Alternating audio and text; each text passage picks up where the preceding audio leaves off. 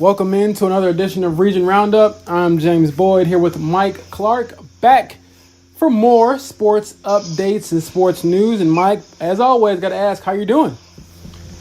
I'm doing well, James. Thanks for asking. We'll actually get to that a little bit later toward the end of the podcast. But in terms of your health, that is. But yeah, it's it feels good. Spring is here. We're going to be talking about baseball and softball pretty soon here, so that's coming. And of course, it's football season in Illinois because this whole year is topsy-turvy, upside down. But it's. I imagine you feel kind of the same way. I mean, it's nice to get out of the house a little bit, and it feels like things are maybe inching back to normal. I mean, we don't think that the pandemic is gone or anything like that because we know that variants are out there, but it feels maybe more hopeful than certainly it was a year ago, and sure. that even was 5 months ago when we're going through the second surge. So looking good. That being said, let's dive into it. We have basketball still.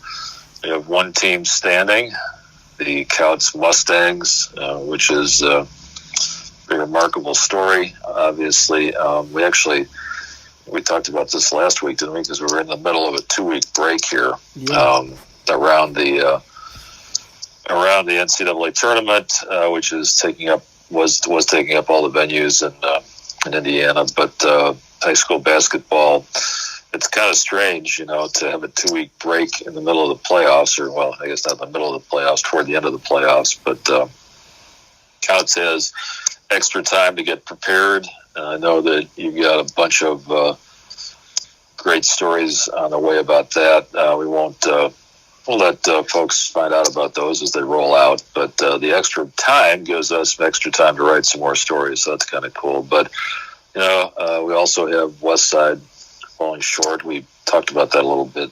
Did we talk about this last week? I can't even remember what we talked about. No, we did it right before. Okay. That's true. That's true. That's what the timing was, right? We were speaking on the eve of the semi-state. So, okay, Westside did not quite get it done. Kouts did get it done, and you were at Kouts, and you were at Lafayette Jeff for Kouts and Westside, so you actually got to see both of them and your impressions. Yeah, it was a crazy atmosphere there.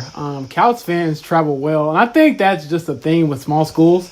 Like when their teams do well, a lot of the times, like the first time they've done it in so many years. Because I mean, how many great teams do you have when you come through a really small program or a really small community? You kind of have to have like that perfect mixture of kids being born at the same time, interested in the same sports and things like that.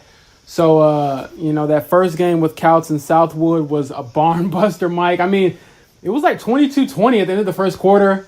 A lot of shooting, a lot of scoring, high-octane offense. And the player I was most impressed with was Cale Wireman, who is the twin brother of Cole Wireman. Cole Wireman is the Porter County all-time leading scorer, top 50 all-time in scoring in Indiana history. He gets a lot of the headlines, and deservedly so. But his brother, I thought, played the best simply because he can score with the best of them, too. He's just the team's point guard. He does a lot of, just the delegating and a lot of the distributing, which goes under the radar. But I think he makes them better because he's not just another guy who's hunting his own shot. And in that game, I guess he kind of needed to, and he really had stretches there where he took over. He had a couple and one layups. He had a nice steal and a spin move layup at the end of the first quarter that I thought made it very apparent that Kouts fans, like I said, travel well because it was deafening when he made that. It was really, really loud. And then they kind of ran away with it. Southwood could score too, but you just kind of felt like Kouts had a little more firepower offensively, a little better defensively, a little more size with rebounding, things like that. But it was certainly a good game. I mean, for what it's worth, there were 3 sets of twins on the court. You had Cale and Cole Wireman. You had 2 twins from Southwood, and you had the Kneifels on Kouts as well. So one of the twins on the other team, Carson Rich, went for 30. So he was like their star player. He lived up to the billing. Lefty, he had 4 threes, tried to keep him in it, but ultimately, like I said, Kouts kind of ran away with it. It was a high octane game, Mike. I mean, every playoff game I had been to up to that point, it seemed like teams had to kind of like find their footing, especially when I got to the regional and on and beyond that. It was like, teams started slow or missed a bunch of shots. That was not the case with Kouts and Southwood. I mean, they were just lighting up the scoreboard. And at one point, I remember thinking, like, man, like Kouts is on pace to score 100 points.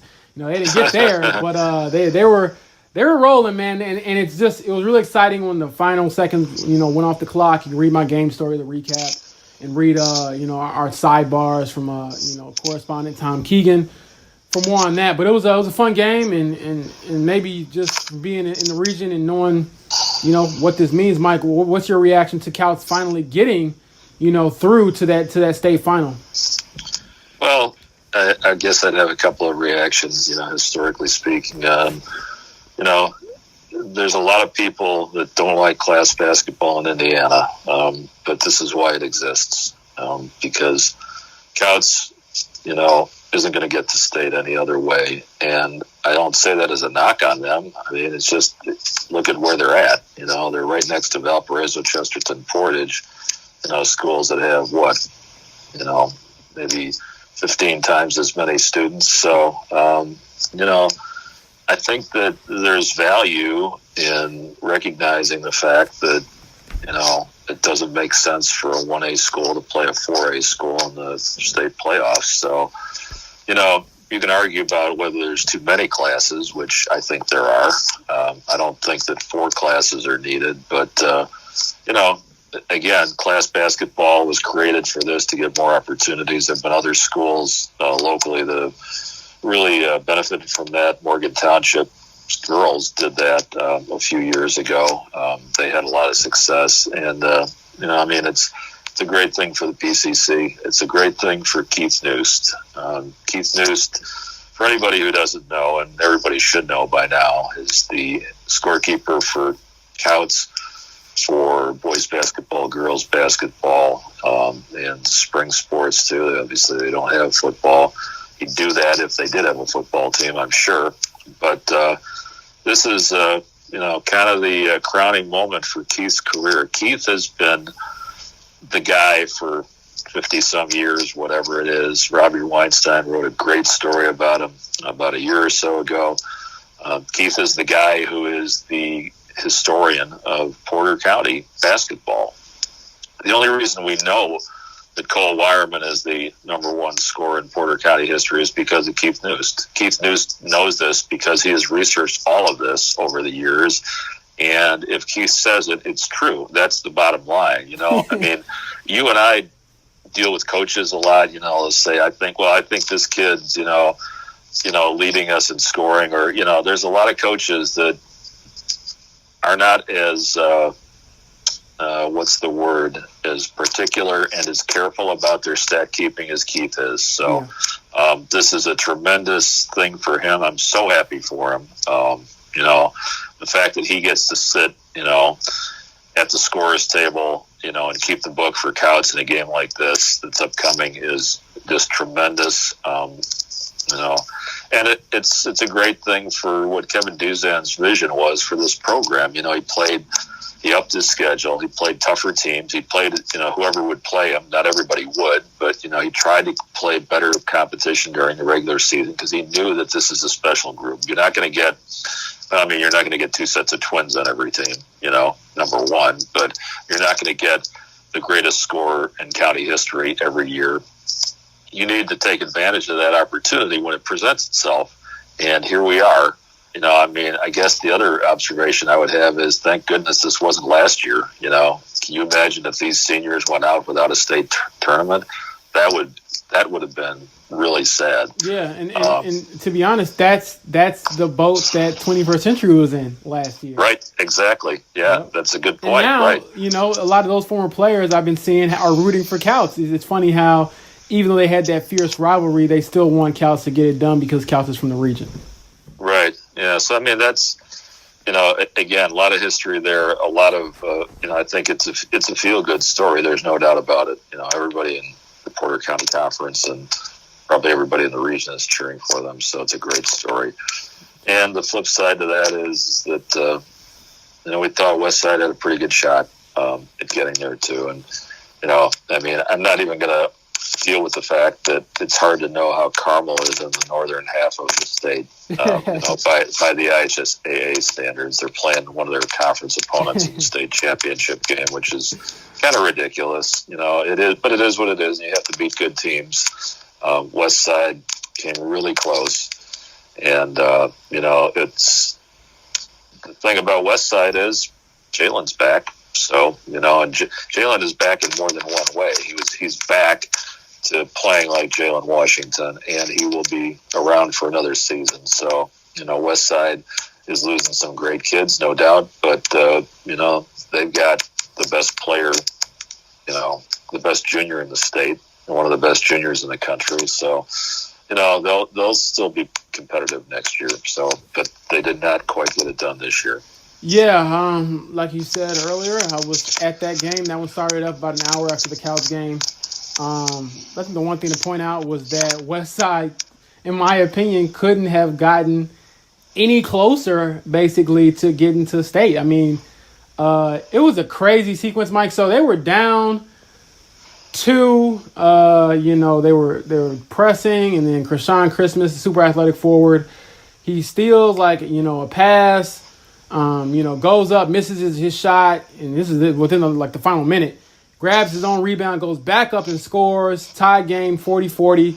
And then Carmel inbounds it. Their point guard comes down, and he tries to go. I think he drove to the basket to make a pass, left his feet, and Perrion Roberson, who leads Westside in charges taken, took the biggest charge of his life. To give Westside the possession of the ball, tied 40-40 with 30 seconds to go, a little over 30 seconds to go. And then, at that point, you start to wonder, is this going to be the movie ending? Because, they come out of timeout. Kwamari Peterson, one of the best guards in the state, has the ball for Westside, dribbles the clock down, crosses over, goes to the basket, shoots a floater, and it's back rim. Go to overtime, and Carmel squeezed it out 53-50, and that was the end of Westside's season. So they were a shot away from going to their first state championship game since 2002, which is their lone state championship team. So I think one of the biggest things I want to point out, and almost in a sense, I kind of felt bad for the Gary, not that they lost, but I feel like, and I'm going on a little bit of a tangent, but I feel like Westside was the most scrutinized team in the region this year, just being in different circles and talking to people. Everything that team did was scrutinized. Everything the coaching staff did was scrutinized. Every player was scrutinized. I mean, to the nth degree, to the point where if you didn't look at the score and their record overall, you think they had a bad season. So, I give a lot of credit to the kids in that program and the coaching staff for kind of keeping them insulated and staying together when so much noise is swirling around the program. I mean, every game I went to for Westside this year, there was always someone in the stands yelling at the coaching staff, yelling that a player should be in the game, and this and that. And at the end of the day, some people might say they should have did this, they should have did that, they should be playing this upcoming weekend, whatever. They were a shot away from going to state.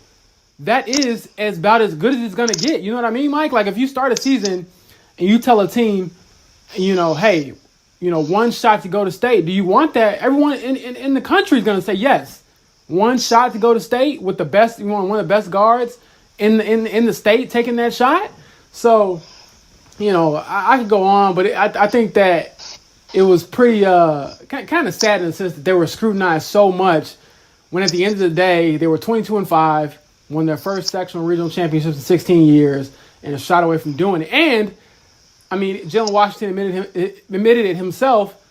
Jalen Washington had the worst game of the year, that he had all year, in my opinion.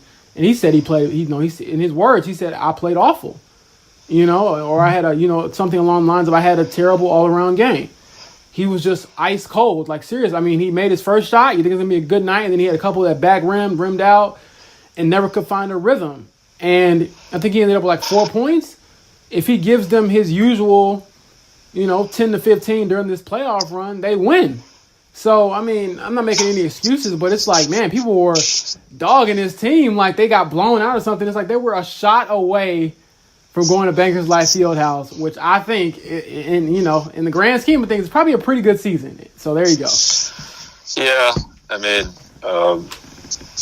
we know that the urban cities in our region, Gary, Hammond, East Chicago, there's a lot of passion for basketball. I mean, it's the game. Mm-hmm.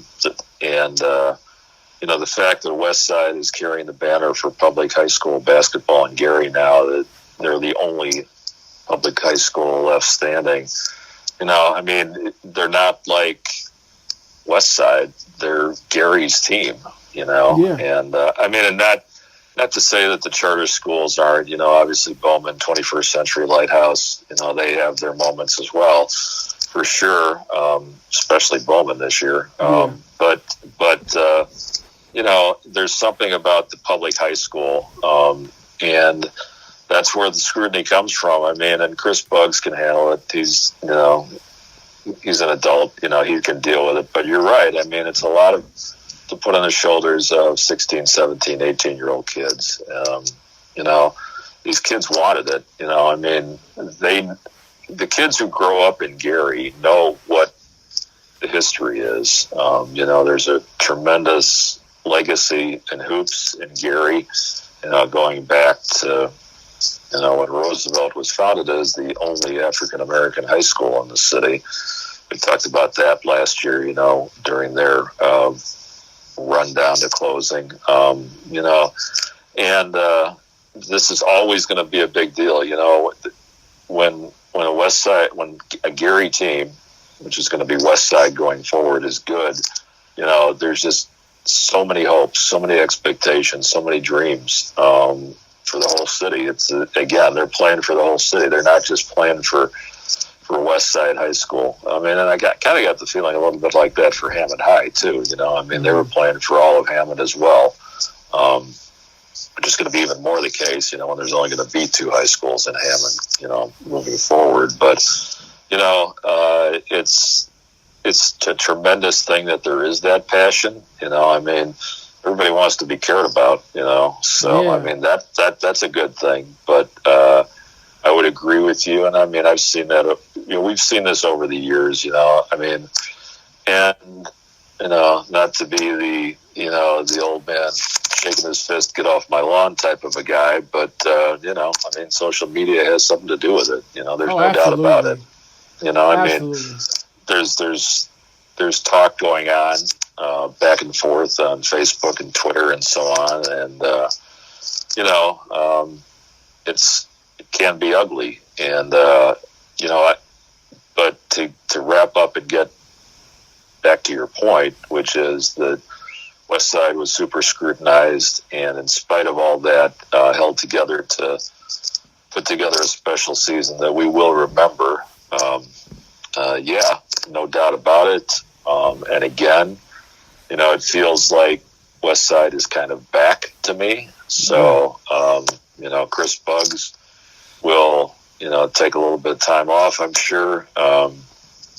Start thinking about next year pretty quick, because again, he'll have Jalen to build around, and there's other pieces too, I'm sure. But I mean, when you got a guy like that, that's a good place to start. Yeah, and the last thing I'll say is, 6 years ago when Chris Buggs took over his alma mater, his first season they went 3-21, 3-21, and then 6 years later, granted they have a lot of great players now. They were 22-5, so it's not a lost season, not a failed season. I just felt like when you see kids posting stuff about how like they feel like people are always criticizing them or their coaches, it's like, dang man, don't miss this moment, because I mean, who knows? It took a long time for them to get back to the semi-state game. Obviously they hope it doesn't take as long the next time, but these moments, getting to the Final Four of the state tournament, doesn't happen every year unless you're like Carmel. But it doesn't happen very often. So just my whole message is like, enjoy it. I'm probably speaking to on deaf ears, people who do that type of stuff, and I feel like they're going to do what they want to do anyways. But if anybody's listening, just enjoy the game and be happy that there was even a season. So it was great. I mean, I'm looking forward to the state finals. And I guess moving on to a different point, we had some all-state selections come out from the Indiana Basketball Coaches Association. I can't name all of them. What I will say is that Kouts had 4 players that were all-state in some aspects. That was the Wireman twins and the Kneifel twins. Hammond had 3. They had Reggie Abram, Daryl Reed, and Harold Woods. Reggie Abram was an honorable mention. I believe if he doesn't get hurt and plays during the playoffs, he's probably not an honorable mention, just on the the large school all-state team. I can go on about that, but there was a lot of representation. I mean, Karan Davis, you had sophomore Jamie Hodges Jr. from Michigan City, who got underclass, all-state, and then also there were no seniors selected to the Supreme 15, but we did have 2 underclass Supreme 15, which was the junior guard Travis Grayson from Chesterton, and of course, none other than West Side's Jalen Washington, who I said, had that one bad game at semi-state, but other than that, I mean, I think maybe 5 or 6 games into the season, he kind of turned it on and never turned it off. So looking forward to the future. There were a lot of underclassmen. I think a lot of players coming back. Of course, like you said, a lot of players leaving, but that's high school sports. I'm sure there's going to be a player next year that I didn't really think was going to be that great or anything like that. That'll surprise me. And, of course, there'll be the usual returners that will do some big things. So now I'm just waiting to see if we'll have an Indiana All-Star, which is like the chatter now with no, region players being selected to the Supreme 15. People are now wondering, like, man, will there be an Indiana All-Star this year from the region? And I have, I don't have any bearing on that. We'll just have to wait and see what happens. Right. I think that we went over the girls stuff last week, and we got pretty good representation for on that side. But it's the end of the season, and what the end of the season usually brings, and it brought this year, is some coaching changes. We have 3 that I know you wrote about this week. Kyle Benj has stepped down for LaPorte boys basketball. Preston Frame has stepped down as boys basketball coach at lacrosse, and Adam Hudak has stepped down as Wheeler football coach. Yeah, Adam Hudak was probably the most surprising. Bange and Frame, they both had pretty rough seasons this past year. Bange at LaPorte went, I believe they were 5-18. I think they won a game in conference in the DAC. And then with Preston Frame lacrosse, when I believe 4-18, they didn't win a game in the PCC conference. So PCC conference is redundant, but you get what I'm saying. And then Adam Hudak was the most surprising. Like I said, they were 8-3 at Wheeler this past fall, first winning season since 2015. And I was not able to get in contact with him. Reached out multiple times and just never heard anything back. And I did hear back from the AD, Randy Stelter at Wheeler, and he confirmed that Hudak resigned. And that's it. I mean, I if there's more information that comes out, or I can get anything on record, I will. Because like I said, I was very surprised. I mean, they had a really good year. Their best player, who was a sophomore running back, I believe, Trey Gibson, is coming back. He was like over 1,000-yard rusher and might have been close to 2,000 yards. He was a really good running back. So I don't know what's up with that. But like you said, end of the season brings changes, and we'll have to wait and see who fills those spots. And, anybody out there willing to apply, make sure you get all that squared away before Friday afternoon. That way I can get it done nice and early. Yes. Oh, James man. Does not need any last minute breaking news before he heads to Indy. So, with all that being said, it's, as I said at the top of the pod, we do have spring sports coming.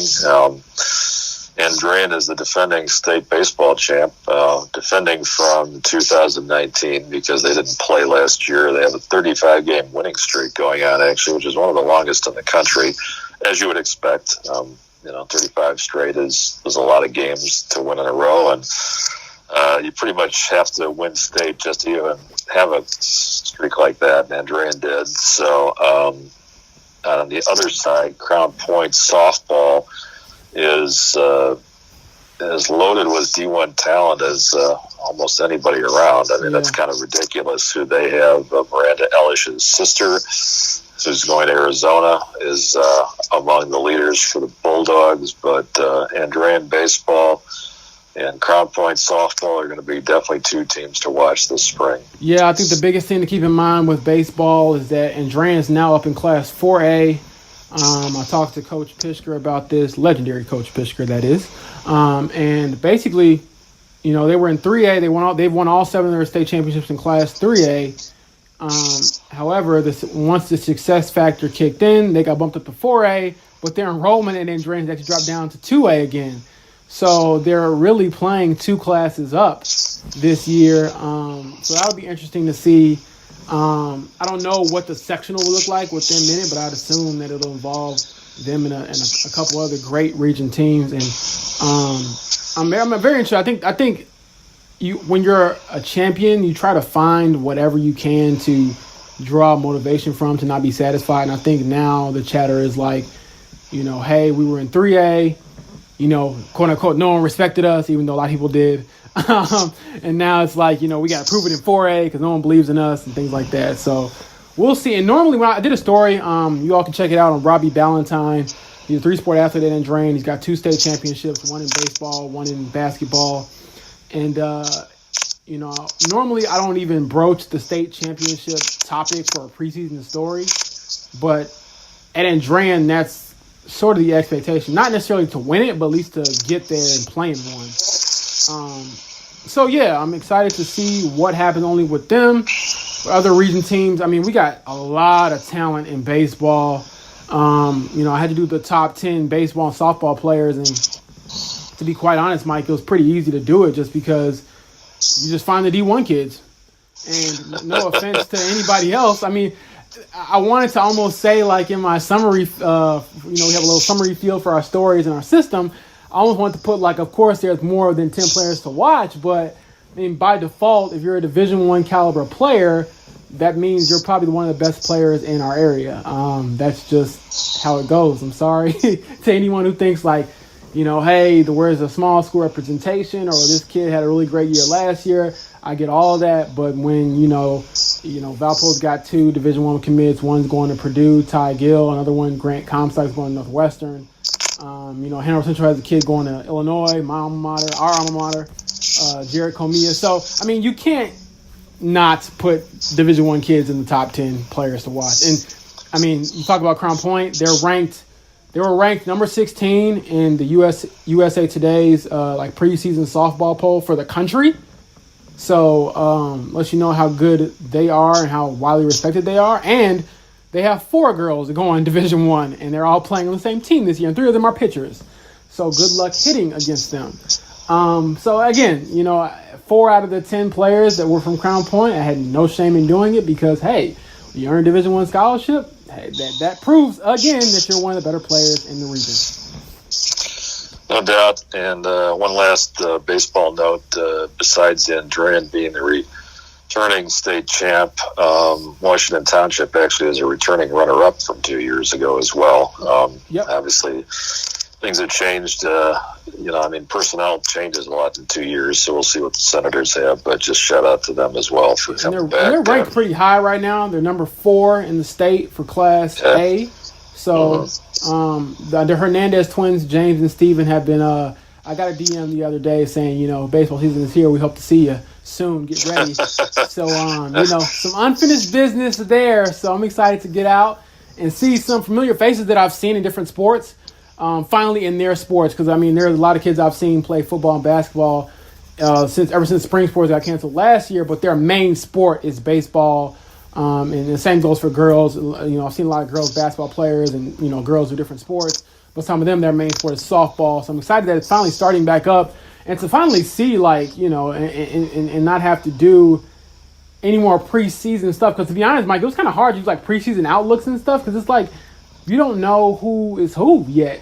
Right. Pittsburgh was telling me, hey, my sophomores, I haven't seen them play in a game since they were in eighth grade.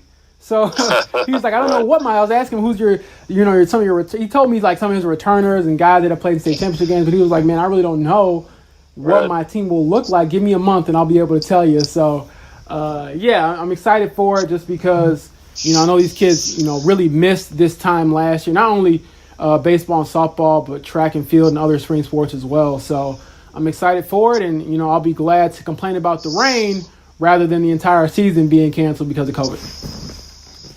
There you go. Don't put away that cold weather gear just yet. It could be kind of chilly for some of those early season baseball and softball games when you get out there. Next up is Illinois update, and as we've talked about, the Illinois sports calendar is upside down. I just started covering football. We have spring football in Illinois, a 6-week sprint to the finish. I saw TF South play Bremen, not Bremen, not the Indiana school, but it's Bremen, which is an Illinois school, last Friday night. And I got to see double overtime. So waited 16 months to see football and got to see extra football. But TF South wins 20-14 in double overtime. Best thing I could say about that, Isaiah Lewis, who is one of the top basketball players for South, is also their quarterback. He's a 6'5" quarterback, got a huge arm. He can just really sling it down the field. He's a dual threat guy too. And actually, when they got to overtime, first play in overtime, 10 yards up the middle, touchdown Isaiah Lewis. Bremen scored. They went to the second overtime, Isaiah Lewis, 10-yard touchdown. So basically, that's what TF South needed to do, was to get to a goal line situation, because he was unstoppable. One of the things we're wondering about is how sloppy is it going to be after 16 months, and after not a lot of prep time either, because these teams, TF South in particular, didn't have the contact days. They really hadn't been together, in any serious way until practice started on March 3rd. But, and it wasn't pristine. It wasn't super clean, but, it was better than I thought it was going to be. There were not a lot of penalties, not a lot of turnovers. It was a pretty clean game. There was a bad punt snap that went over the punter's head, So, I guess, long snapping is going to be one of the things that, maybe you don't work so much on when you're working on everything else, on offense and defense and other special team stuff. But so we'll see how that goes. One other football note from Illinois, a really tragic one, Justin Young, who was a senior at Marian Catholic, not currently on the football team, but he had played there in the past as a defensive back, was killed in a car accident on Thursday night of last week. Really emotional time for Marian Catholic. Tajim Lawson, who is their star running back going to Northern Illinois as a preferred walk-on, wore Justin Young's number 15, switched numbers for that game as a tribute to him. They had a prayer service at the school on Friday morning. They had a candlelight vigil 2 days ago as we speak, Wednesday of this week.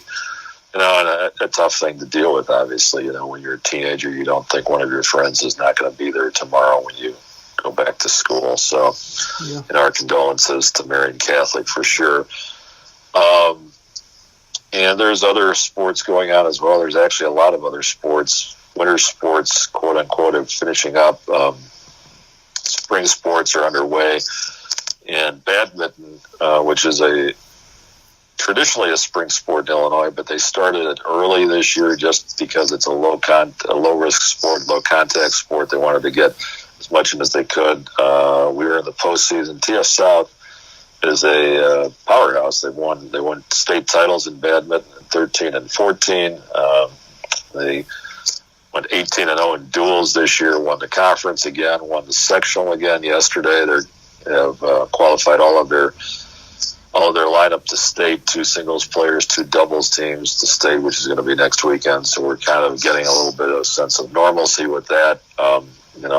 Illinois, I should say, Illinois has a few more sports that are sanctioned by the IHSA than Indiana does. Badminton is a sport. Lacrosse, boys and girls, have sanctioned state tournaments. Boys gymnastics, which Indiana doesn't have as well. Indiana has girls gymnastics, but there are a bunch of other sports that Illinois has, so we keep an eye on them as long as they're relevant to the schools that we cover. And badminton is one of them. I know that, and what I would say is, there's probably some people that might be rolling their eyes. It's like badminton as a high school sport. I'll tell you, James, I went to the section last night. This is not the game that you play at the 4th of July picnic. This is this is serious stuff. Sanaya Johnson, who was the number 1 player at TF South, she was pretty exceptional. She's got a power game. And think about a badminton shuttlecock coming at you, because it's a small court, and she's got a power game. She's got drop shots, and she was really impressive to watch about how she was working her opponent. But yeah, that's fun. It's another sport that TF South is pretty good at, and it was fun to be able to tell that story a little bit too. And I think that wraps up most of our news, but you do have some good news on the COVID front, and I will let you share it. Yeah, so I got my Fauci ouchie yesterday, my first dose of the Moderna vaccine. Shout out to the Marianos in Frankfurt. Here in Illinois, news media members became eligible for the vaccine this past Monday. And I kid you not, Monday I was on multiple websites. I was on probably on every single list I could possibly be on. And I found the Mariano website, and I found it through the Will County, which is where I live, through the website. And Mike, I refreshed the page like I was trying to buy like some sneakers that were about to sell out, or some tickets to a really big time concert or something like that, and got through. And I'll probably expound upon this more down the line, but I think it was a really big moment, just because I've tried my best to make sure that when I leave my house and I go out and I report and I go around all these teams, these coaches, these players, teams and coaches, the players that have contracted COVID and have been shut down and things like that. It's been on my mind a lot, the possibility of bringing that stuff home. So it feels good to be one step closer to being fully vaccinated, for my own peace of mind and for the safety of my family. So, yeah, it was cool. It was in and out. Anybody out there who's fearful of it, talk to your doctor. But it's basically like a regular type of flu shot. Like, as far as the pain, arms a little sore, and that was it. They gave me a Band-Aid, gave me a granola bar on the way out, which was nice. Extra breakfast is always cool. But yeah, in all seriousness, that was cool. And then I guess the one funny thing is when I went, the woman who was doing like the registration when I got there, she asked me, she kind of looked at me sideways, was like, "How are you eligible for this?" And I got to show her my badge, my badge for the Times, and told her I'm a sports reporter, and she was pretty shocked because I'm young, and yeah, I guess she just didn't expect me to be there. And to be fair, it was me and a couple other people that were older, probably eligible because of their age. So yeah, that was funny. But I told her hey, I wouldn't jump the line. I'm not cheating or anything like that. I'm just trying to make sure that I can be at my safest when I'm going out to do my job, which I've done pretty much nonstop ever since they resumed prep sports. I've been to a live event pretty much every week since then. So yeah, it was cool to get vaccinated. Like I said, halfway there. But the Fauci ouchie dose 1 went pretty well. Yeah, and that's kind of a reminder to me. I need to get going on that. I've been kind of busy, but I shouldn't be too busy to be healthy. So I need to work on that. and I will. And hopefully by the time we talk next week, I will have something at least arranged, if not taken care of then. So otherwise, do everything else that you've been doing. Mask up, social distance, please, so we can get past this. And one of the things that I guess kind of semi-related to that is, the city of Chicago is looking at some of the numbers, and your age group, James, unfortunately, is not holding up its part of the bargain, and which is not like you. I mean, you are atypical for your age group, clearly, when it comes to this, because, I can vouch for the fact that James has been extremely careful. Even when he comes into the office and I see him, he's still wearing his mask. He's, social distancing. So, and folks, please, we want, we're seeing some hopeful signs. The Cubs and the Sox are going to have some fans in the ballpark, which is an awesome thing. I can't wait to go see a Sox game and have a Polish and, sit in the bleachers. I'm thrilled that that's going to be the case. I'm a baseball guy, so that's going to be an awesome thing. The Fire is going to have fans as well. We don't know if the Bulls and Hawks are going to get fans inside before the end of their seasons. But, we are heading in the right direction, folks, and let's keep it that way, because none of us want any more of this than we've already had or than we have to deal with. So let's get back to what life was BP before pandemic. And with that, we will talk to you next week.